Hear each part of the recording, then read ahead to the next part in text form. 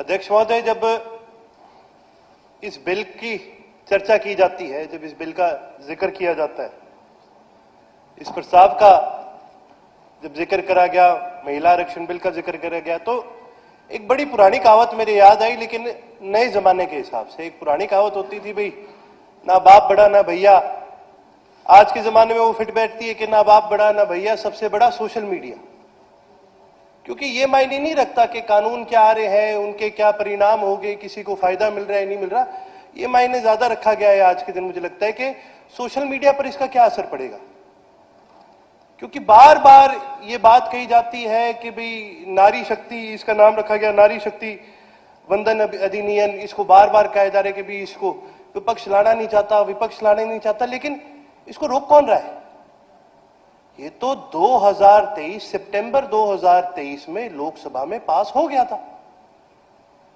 रोका किसे गया? रोका गया 131वें कॉन्स्टिट्यूशनल अमेंडमेंट को। ये तो कोई जिक्र ही नहीं कर रहा, ये तो ना कोई मीडिया वाला कर रहा है। ये तो आज के दिन लड़ाई इस बात की नहीं है कि हमने नारी शक्ति को हमने ताकत देनी है या नहीं देनी, हमने नारी शक्ति को आगे बढ़ावा देना ही नहीं देना। यहां तो लड़ाई इस बात की है कि भाई नैरेटिव पे किसकी पकड़ है, कौन अपनी बात ऊपर रख रहा है।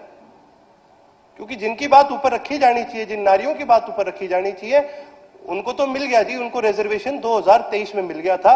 ये फैसला कर दिया गया था कि देश में सेंसस होगा और उसके बाद ये रिजर्वेशन लागू कर दिया जाएगा। अब दिक्कत कहां पर आती है? दिक्कत यहां पर यह आती है कि किस तरह से इस देश की जनता को गुमराह किया जा रहा है, ये बार बार बता के कि नारी शक्ति को गिराया जा रहा है, जबकि इस अमेंडमेंट के अंदर केवल और केवल ये कहा गया था कि भाई इस बिल को हम डीलिमिटेशन के साथ जोड़ने का काम करेंगे। भाई अगर ये बिल डीलिमिटेशन के साथ जोड़ दिया जाएगा तो इससे क्या नुकसान है, क्या फायदे? किसी ने इसका जिक्र ही नहीं करा।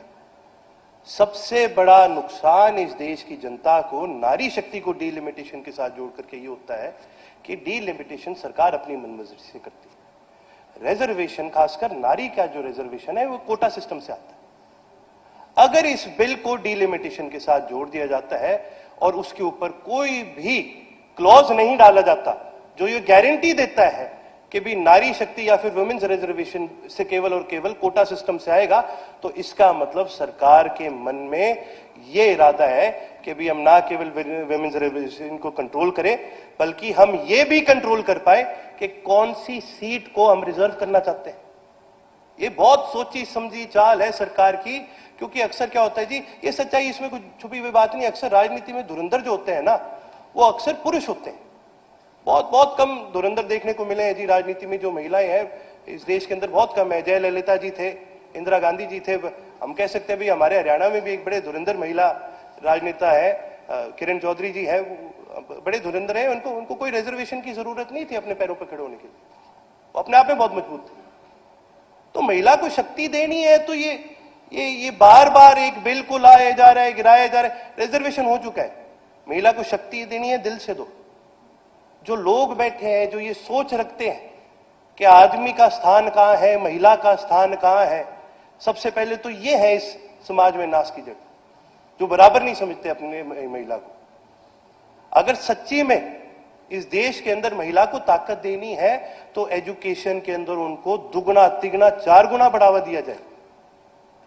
सर, हम पढ़ाएंगे ही नहीं जब हम अपने बच्चों को, अपने बेटों को सिखाएंगे ही नहीं कि भाई विमेन्स कि भाई महिला को इज्जत मान सम्मान कैसे दिया जाता है। मां का जिक्र तो करते हैं, लेकिन होता क्या है कि जब उस मां के पीरियड्स आ रहे होते हैं ना, तो पूरा परिवार, उसकी सास भी, सारे उससे दूर हो जाएंगे कि जी इसको हाथ मत लगा लेना। अभी तक हमारे समाज में हम ये सोचते हैं। आपको लगता है कि उस महिला को अगर आप यहां हाउस में लाके बिठा दोगे, लेकिन उसे दिल से मान सम्मान नहीं दोगे, तो क्या उसको शक्ति मिल गई? उसको शक्ति नहीं मिली। सर, चर्चाएं बहुत होती है और विपक्ष कहता है जी ये राजनीति के लिए किया जा रहा है। हमें तो दिख रहा है ये राजनीति के लिए किया जा रहा है। जब 2023 में सितंबर में पास हुआ था, तो उसके बाद देश भर के अंदर कई चुनाव हुए थे। हर चुनाव के अंदर जोर जोर से जिक्र करा गया कि भाई हम विमेन्स रिजर्वेशन ले आए। अब वो चुनाव तो हो गए जी, 24 वाला भी हो गए, 23 वाले भी हो गए, 25 वाले भी हो गए। अब कब तक एक चीज का ढिंडोरा पीटेंगे? फिर दोबारा भी तो पीटना है। तो क्या करा जाए? अब इसको एक काम करो, जो बिल पास हो चुका है उसको एक और बिल के साथ जोड़ दो जिसको पता है पास नहीं होना। लेकिन अब हम कह सकते हैं कि विपक्ष नहीं चाहता कि नारी आगे बढ़े। सर असली बात तो ये है, अगर आप नारी को बढ़ावा देना चाहते हो तो उस नारी को एजुकेट करो और उस नारी के परिवार वालों को एजुकेट करो।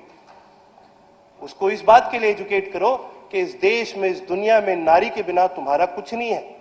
मैं एक सत्य की बात बताऊंगा सर। मेरे दादा के बारे में, परदादा के बारे में सारी दुनिया को पता है।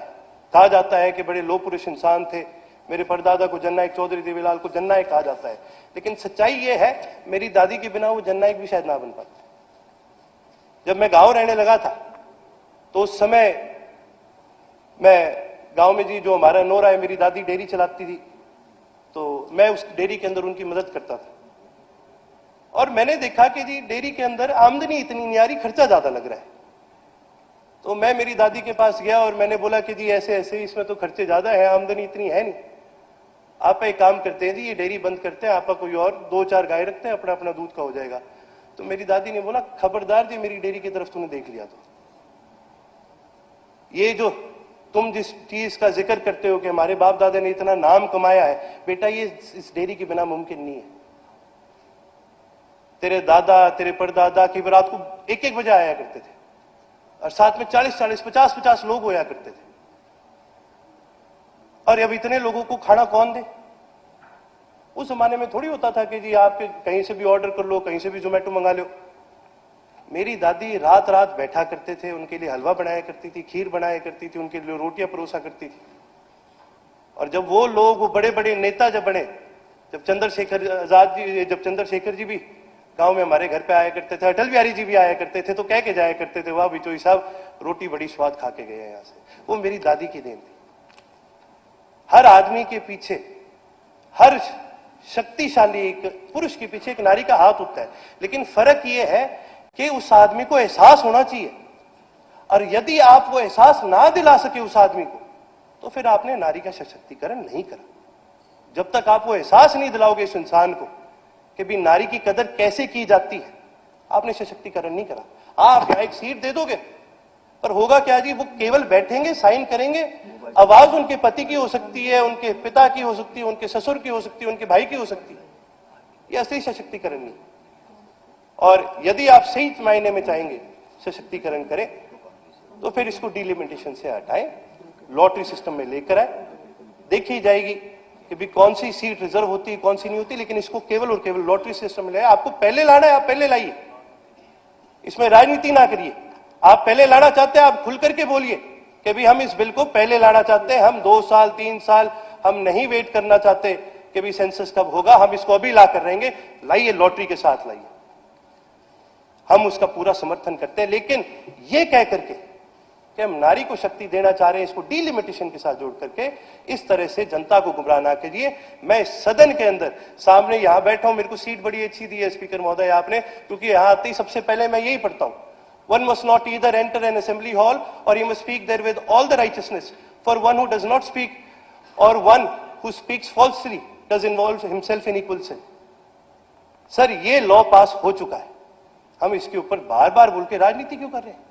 और मैं तो महिला सशक्तिकरण के बारे में एक और बड़ा जिक्र पढ़ रहा था कि जी हमने कितना करा है, इस सरकार ने कितना करा है। ड्रोन दीदी का बार बार जिक्र करा, कितनी ड्रोन दीदियों से कितने घर पाले गए, 36 घर पाले हैं सर। ये मेरे आंकड़े थोड़ी है, ये तो सरकार के दिए हुए पैम्पलेट में हमें पता चला कि 2 साल में हमने 36 ड्रोन दीदी ट्रेन करी। 92 लाख महिलाएं इस प्रदेश के अंदर जी, 36 दीदियों को हम ट्रेन करके क्या पीठ थपथपा रहे? नहीं, 36 नहीं, 36,000 होनी चाहिए, तब हम मानेंगे हाँ हरियाणा प्रदेश महिला सशक्तिकरण में आगे बढ़े। मैं वो दिन देखना चाहता हूं सर जिस दिन लाडू लक्ष्मी योजना आज आई है, महिलाओं को ताकत मिलेगी, अच्छी बात है, लेकिन मैं वो दिन देखना चाहता हूं जिस दिन लाडो लक्ष्मी योजना हरियाणा की महिला कहे अब हमें इसकी जरूरत नहीं है, अब हम अपने पैर पे खड़े हो गए।